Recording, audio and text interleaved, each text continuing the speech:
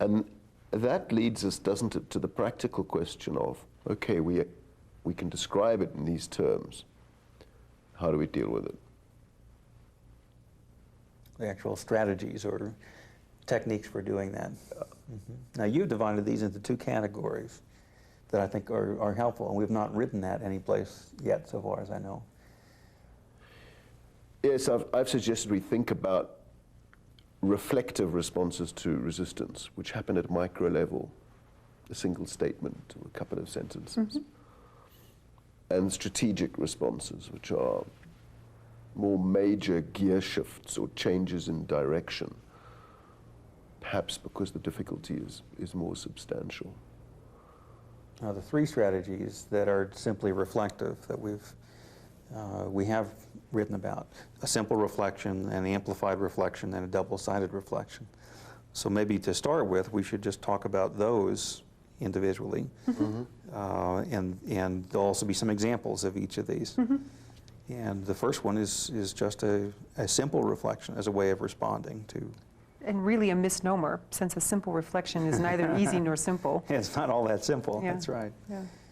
But it does nothing much more than to acknowledge to the person what they've said, to reflect it back and repeat it to them, not at a greater intensity, just to say, here's what you've just told me.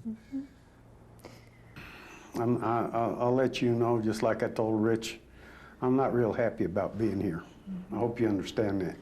I'm hearing you loud and clear that being here is not something that's really a high priority for you. And I would like to, you know, if I have high blood pressure, perhaps I could take some pills to reduce the pressure, you know. I mean, I have friends who take blood pressure pills and they seem fine, so I'd be willing to take pills. This really is important to you, the smoking. You're willing to have some cough, to have some chest pain, to take medications that have side effects to bring down the blood pressure, to be able to keep on smoking. It's very powerful. My friends are still doing it. My baby's father sells it. I mean, it's like, it's there. It's not going anywhere. And I can get it anytime I want to. So the stopping on my part has been just me, you know, just me saying, okay, I don't want to do this anymore. But, you know, that's still there. I still want to go lock myself in the bathroom 3 times a day or whatever. And the cravings are really strong. yeah. Yeah. And it sounds like the crack is everywhere, and it's just been really tough. You've sort of been white-knuckling it through this period. Yeah. And the alcohol, I guess, has taken some of the edge off of that. Yeah, it helps. Well, you know, probably the most difficult thing would be when I get to the end of the week, you know, all my mates at work, you know, we get together and we've been looking forward to it. We go and we play football and we play hard for a couple of hours, and then afterwards, you know, it's the end of the week, we go to the pub and we have a few pints, and everyone's smoking, and that would probably be the hardest thing, you know, to quit smoking when everyone else is smoking and in the pub, and you know, and actually enjoy it. You know, that's my that's what you've worked for. At the end of the week, you can relax. So it's hard to imagine walking into that pub knowing that you're not going to have a cigarette. That would be very difficult. You know, if you boil it all down, it's a lot of hypocritical bull. I mean, just because I don't live up to their image of what they want for a daughter, then there's something wrong for me, with me. I mean, I really think, you know, what's wrong is that they just need to adjust their views of what they want. Do they want a child or do they want a stereotype? You know, I'm not their image of the perfect teenager, and so they think there's something wrong with me. The person that you really are doesn't match with what they'd like you to be, what they'd like to have the perfect daughter be. Yeah, I do stay healthy, though. You know, I mean, look, I mean, it's very difficult in the industry that I work in, the industry, you know, the milieu, whatever you call it, to stay as healthy as we've talked about, you know. And I do make an effort, and a lot more than I ever did when I didn't have diabetes. You know, I make a big effort, you know, but there's some things, you know, like, what do you call it, secondhand smoke that you can't, you know, do anything about. You know, even if I cut down you know, I mean, you're surrounded by smoke and alcohol, and you know, the food isn't that great either, you know, lots of fried stuff and you know, all that stuff. It's difficult for you to follow a really healthy lifestyle in the business that you're in. Yeah. Oh, yeah. What effect does that have? Well, I think it allows the person to feel that they've been understood, that the therapist or whoever's sitting across from them, their physician, has truly understood what they're trying to say. And that's quite a powerful thing. That's why I say it's not simple. But it's amazing how far it goes. Yes. How well you can deal with behaviors that look difficult or resistant simply by reflecting, which is not that simple. And close to that is an amplified reflection, in which the person would feed back or reflect what the client is saying, but add a bit of something to it, so that the person understands and can see what the therapist, what they're saying from what the therapist adds to the reflection. It takes what the person is arguing or saying and increases the intensity of it. And what does that do? Does it always have that sort of exaggerated quality to it? Exaggerated, I don't know, is if it's that, it's adding. It's adding some intensity. And in that case, I guess exaggerating a certain part of it. And the interesting thing about an amplified reflection is that you have to choose what to intensify or what to add to. That's the skill. That's the directiveness of it.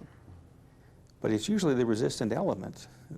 It's what you're amplifying is the very thing that you might be tempted to try to oppose. And instead of opposing it, you reflect it back, even adding some gusto to it.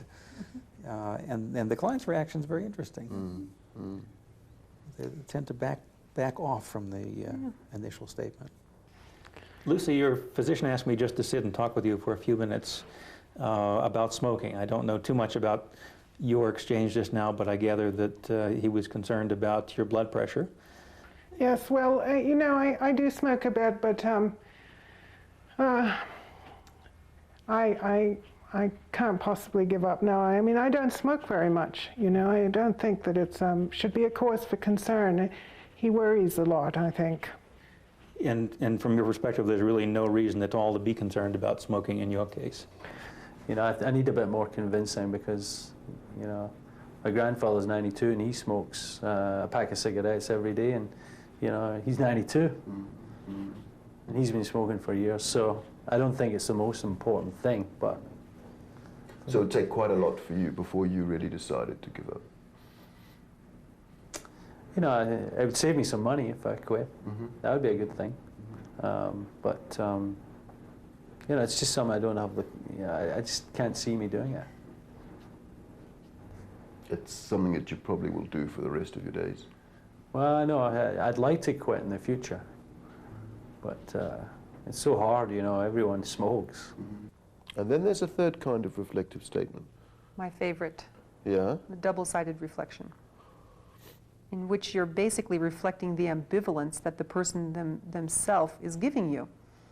So they're giving you two sides of a coin, and you're able to reflect both of those sides back to them, thereby, you know, showing them their ambivalence right there. So on the one hand, you value your health and you want to be healthy as your kids grow up so you can play with them and be a good father. On the other hand, you have these pressures within your business and your profession that really push you towards over-drinking. There you go, yeah, it's economic, you know, I got it, yeah. That's it, that's it. But boy, I tell you what, I'm sure not really looking forward to any of this, I don't know. So you kind of feel two ways about it, you know. On the one hand, you think you'd like to have the change and you'd like to quit drinking, and on the other hand, you think you kind of dread it. Is that normal? Yeah, that's real normal for people when they first start thinking about something like this. Well, I know that I probably should stop, but it helps me. I mean, I can't imagine what it would be like without cigarettes. I would just be a nervous wreck. I you know, don't think I could be without them entirely, perhaps I could cut down a bit, you know. So you do see there may be some reason for concern, or it would be good, nice in some ways to cut down. It's the difficulty of doing that troubles you. Yes. So those three then are the reflective strategies. And you've differentiated those from what are maybe more complex, but at least have a different quality about them as strategic ways of responding to resistance. What would be an example of those? Shifting focus is the most obvious. Where you just change the subject, basically. The person's raising something that is thorny and has some feelings attached to it, a diagnostic label or something. And you say, that's not what we want to be dealing with right now. Effectively. Don't worry about that. Let's focus on this for the time being.